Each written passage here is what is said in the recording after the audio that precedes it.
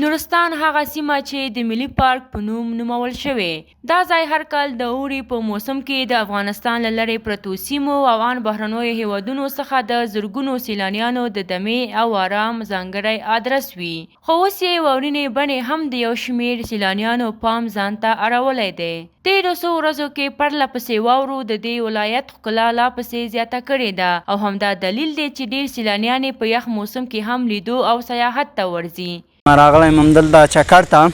دغه ځوانان به ډېر صفت کوو د نورستان په هکله باندې چې نورستان داسې دی او هغسې دی لکه صفت پرې ډېر کوو د اوړي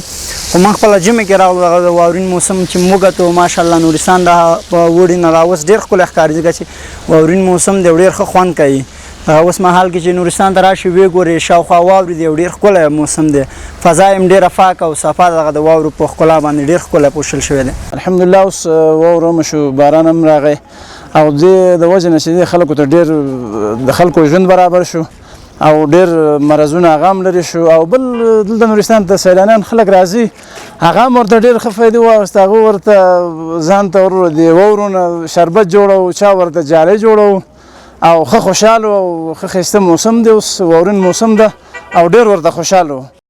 نورستان د افغانستان شمال ختیځ کې یو ښېراز او له خورا طبیعي ښکلاو مالامال ولایت دی چې د سیمې په کچه یې طبیعي ښکلا د ځانګړي اهمیت وړ ده ورته مهال د یاد ولایت اوسیدونکي د ژمي په واورین موسم کې د ولایت ته د سیلانیانو په ورتګ خوښ دي او له نورو هیوادوالو غواړي چې د آرام او سیاحت لپاره د نورستان ته ورشي د دوی په خبره دغه ولایت کې د ژمي موسم کې ډېر استفاده کیدونکي خواړه او نور امکانات په پراخ ډول موندل کیږي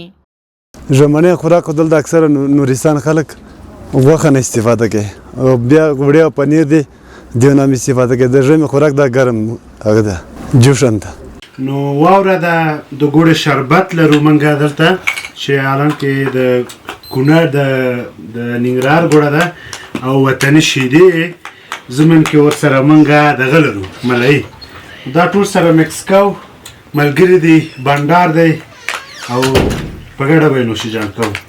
نورستان ته د سیلانیانو د ورتګ پر مهال لویه ستونزه د لارو خرابوالی او په ځینو ځایونو کې بندېدل یادېږي خو تازه دې ولایت ته د ورغلې لارې موټر چلوونکي وایي هیڅ مشکل پکې نشته او هر څوک کولی شي په خوندي او آرام ډول پرې سفر وکړي زما قاری ضیاء الرحمن نوم دی هم د دې لنډ ډریور یم د چغسری او د نورستان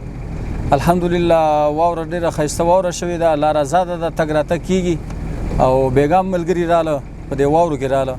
او لار ازاده ده څه مشکل نشته الحمدلله ښه ده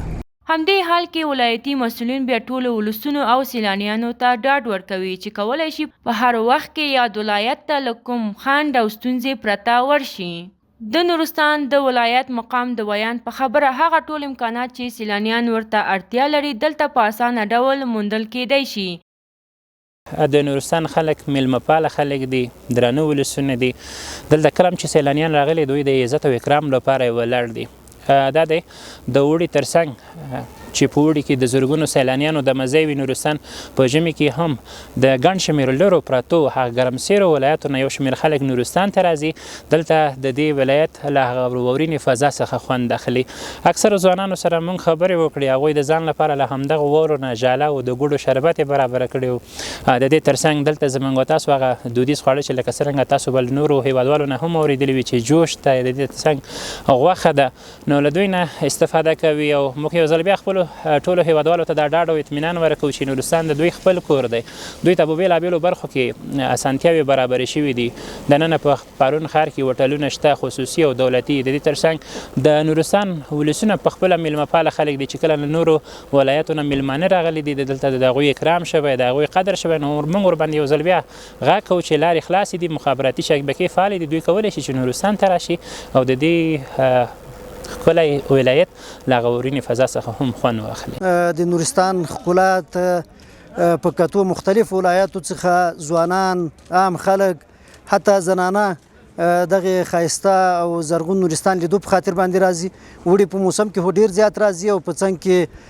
ژمي کې دغه د واورې موسم او دغه د واورو لیدو په خاطر باندې مختلف ولایاتونه هرات او قندهار او د کابل او د ننګرهار او د نورو ولایاتونه ځوانان ډیر زیات راځي او موږ سره هغوی همغږي کوي او د نورستان